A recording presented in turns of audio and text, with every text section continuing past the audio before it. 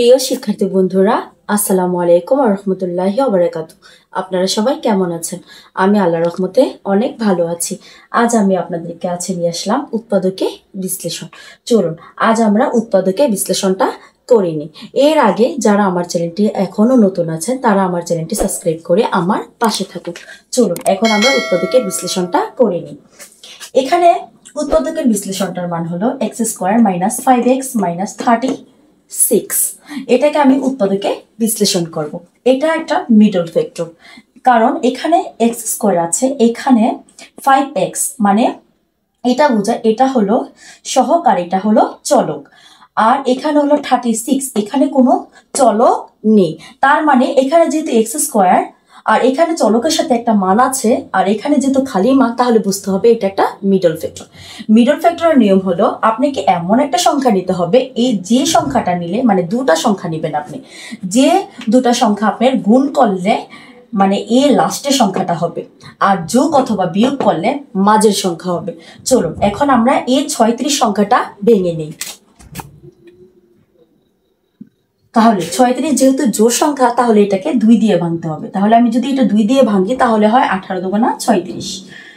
তারপর আমি এটাকে আবার 2 দিয়ে ভাঙবো, কারণ এটা 18 আবার জোড় সংখ্যা। তাহলে 18কে যদি আমি 2 দিয়ে ভাঙি তাহলে হয় 9 দুগুণা 18।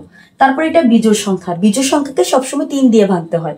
তাহলে আমি যদি 3 দিয়ে ভাঙি, আর 3 দিয়ে না গেলে 5 দিয়ে এভাবে ভাঙতে হয়। বিজোড় সংখ্যাকে বিজোড় মান দিয়ে ভাঙতে হয়। তাহলে আমি যদি 9কে ভাঙি 3 দিয়ে, তাহলে হয় 3 × 9।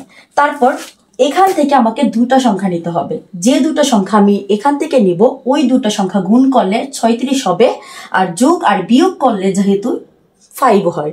তাহলে আমি যদি এখানে a2 গুণ করি আর এখান থেকে এ দুটা সংখ্যা নেই, তাহলে এ দুটো 2 গুণ করলে হয় 2 দুগুণা 4। আর এখানেও 3, এখানেও 3, এ দুটা 3 যদি আমি গুণ করি তাহলে হয় 3 × 9। তাহলে আমি এখানে 4 পেলাম আর এখানে 9 পেলাম। এই দুটো সংখ্যাকে যদি গুণ করি তাহলে হয় 4 × 9 = 36। তাহলে আমি এখানে 36 পেলাম, গুণ করলে মানে লাস্টের সংখ্যাটা হলো। আর যদি আমি 9 যদি লিখি, এখানে যেহেতু মাইনাসের মান বেশি, তাহলে আমি 9 যদি মাইনাসের নেই আর 4 যদি প্লাসের নেই, তাহলে 9 থেকে 4 চলে গেলে 5 থাকে। তাহলে এই সংখ্যাটা মিলে। তাহলে আমি এখন এই সংখ্যাটা লিখব। আর মিডল ফ্যাক্টর করার সময় আপনার প্রথম সংখ্যা আর লাস্টের সংখ্যা যা আছে তাই থাকবে, শুধু মাঝের সংখ্যাটা আমি পরিবর্তন করব। তাহলে এখানে আমি সমান সমান দেওয়ার পরে এখানে x², এই x² যা আছে তাই থাকবে। তারপর এখানে যে বড় সংখ্যাটা আছে ওই সংখ্যাটা আমি প্রথমে লিখব। এখানে আছে 9, আমি এই 9টা মাইনাসে লিখবো, কারণ এখানে মাইনাসের মানটা বেশি। তাহলে আমি এখানে লিখব মাইনাসের 9x। আর এখানে যেহেতু 5, তাহলে আমি যদি 9 থেকে, এখানে হলো 4, আমি যদি 9 থেকে 4 বিয়োগ করি, 9 হলো বিয়োগের আর 4 হলো যোগের, আমি 9 থেকে যদি 4 বাদ দেই তাহলে থাকে 5। আর যেহেতু মাইনাসের মান বেশি তাহলে হবে মাইনাস। তাহলে আমার অঙ্কটা হলো।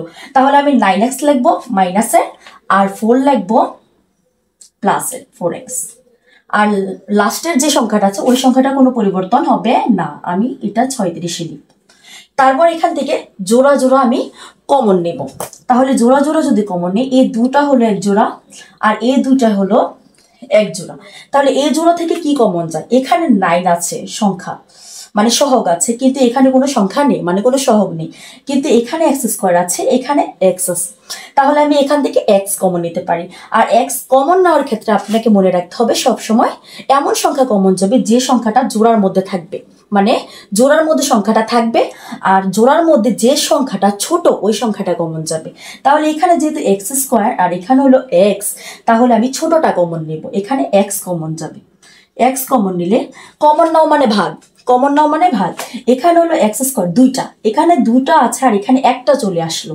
দুটা থেকে যদি এখানে একটা চলে আসে তারপর থাকে আর একটা, তাহলে এখানে আমি একটা x লিখবো।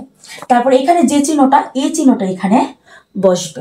তারপর এখানেও x আছে, এখানেও x আছে, তাহলে এই x এখানে একটা, এখানে একটা চলে আসলো, তাই এখানে আর x বসবে না, কিন্তু এখানে যে 9 আছে ওই 9টা এখানে বসবে। তারপর আমি ব্রেকেট দেব। তারপর আমি এখানে কি, এখানে যে চিহ্নটা ওই চিহ্নটা আমি এখানে লিখবো। তাহলে এখানে চিহ্ন আছে প্লাস, আমি এখানে প্লাস লিখবো।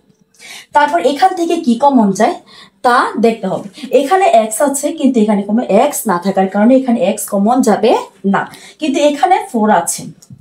তাহলে 4 যদি আমি কমন নিই, 4 দিয়ে 4ও ভাগ যায়, আবার 4 দিয়ে 36ও ভাগ যায়, কারণ 4 9 36 ভাগ যায়, আবার এই সংখ্যাটার সাথে এটা মিলে। তারপর আমি 4 যদি কমন নেই তাহলে হয় 4 তো এখানে চলে আসলে এখানে থাকে এক্স। তারপর এখানে যে চিহ্নটা আছে এই চিহ্নটা দিয়ে আমি এই চিহ্নটাকে গুণ করব। তাহলে এই চিহ্নটা দিয়ে যদি এই চিহ্নটাকে গুণ করি তাহলে হয় প্লাসে মাইনাসে মাইনাস। তারপর এটা দিয়ে আমি এটাকে ভাগ করব। তাহলে 4 দিয়ে যদি আমি 36কে ভাগ করি তাহলে হয় 4 9 36, এখানে আমি 9 পেলাম।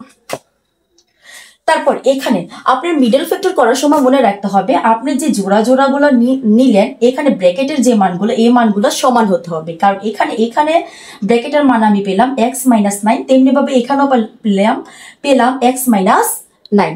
তারপর আমি এই দুটা ব্র্যাকেটের এই দুটা মানে থেকে একটা মান এখানে লিখবো। সব সময় মিডল ফ্যাক্টর করার সময় আপনাকে ব্র্যাকেটের দুটা মান এক সমান হবে আর দুটা মানের থেকে আপনি একটা মান কমন নেবেন। তাহলে আমি লিখবো এখানে x - 9। বাকি থাকে কোনটা? এই দুটো থেকে তো একটা আমি এখানে লিখলাম, আর বাকি থাকে x + 4, কারণ এখানে x আর এখানে প্লাসের 4 আছে, এটা আমি এখানে লিখব x + 4, এটাই x + 4, এটাই আনসার। আজ আমি আপনাদেরকে উৎপাদকে বিশ্লেষণের মিডল ফ্যাক্টর শেখালাম। যারা আমার চ্যানেলে নতুন তারা আমার চ্যানেলটা সাবস্ক্রাইব করে আমার পাশে থাকুন। আসসালামু আলাইকুম ওয়া রাহমাতুল্লাহি ওয়া বারাকাতুহু।